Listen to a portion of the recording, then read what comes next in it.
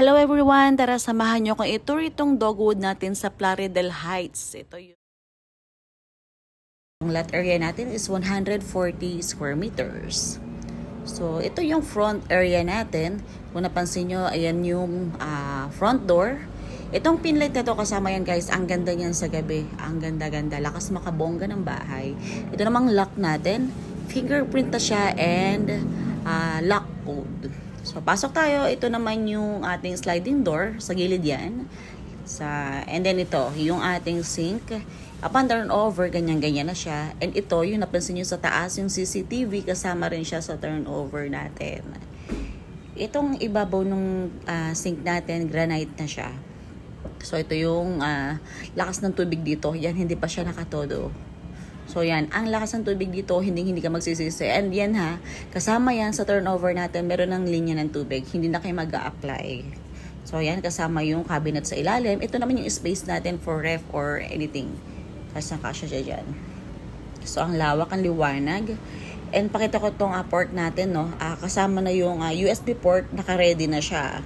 So yan, ready na, hindi ka nagagamit ng mga adapter.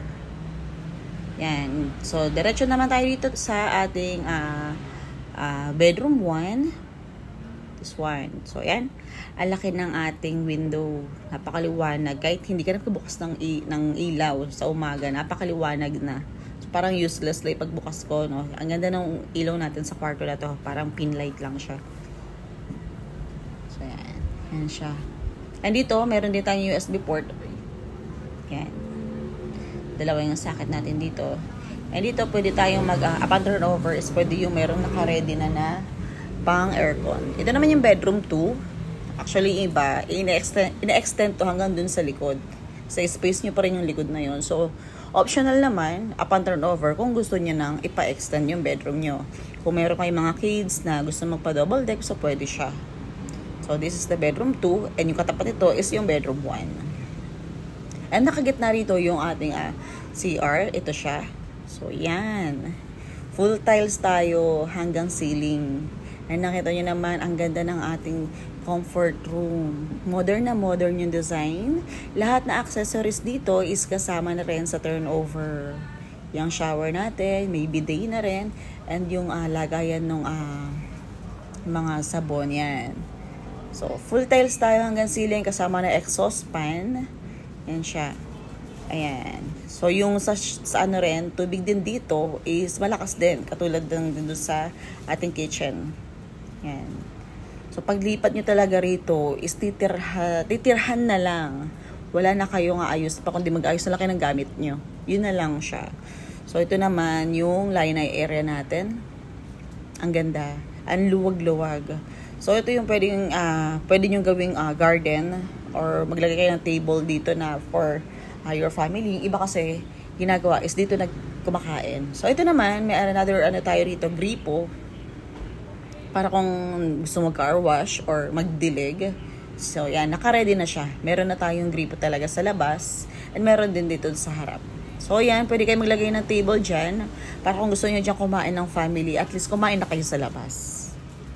Yan na siya. Maluwag to kasi itong area natin is 140 square meters. So, yung likod natin na yun, kung nakikita nyo yung likod is NLEX na siya. Pero hindi nyo rinig yung mga tunugan ng mga sasakyan dyan. So, sinabi ko lang. So, ito naman, ito yung dito, pwede kayo mag-extend ng room or gumawa kayo ng another room kung gusto nyo. Kasi yung ibang clients natin is gagawin tong closed area naman. So, ikata-tiles nila. So, yun, mayroon pa pala tayong gripo dito. So, apakadaming tubig. Di kayo gamit na ng ibang mga hose or iigib pa kasi naka-ready na siya.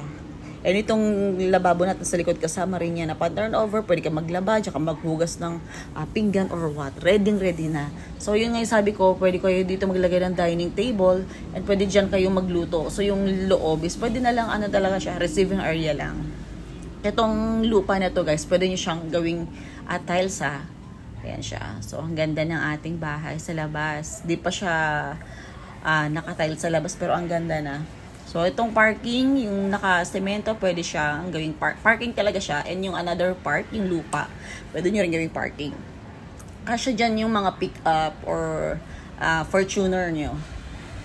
Ito na may community natin. Kung napansin nyo naman guys, napakaganda, payapa. Sobrang tahimik. So kung gusto niyo magpa-tripping, message niyo lang ako dito sa Facebook natin or sa Facebook page. Pwede ko kayo i-free tripping dito sa area natin. So, see you! Bye!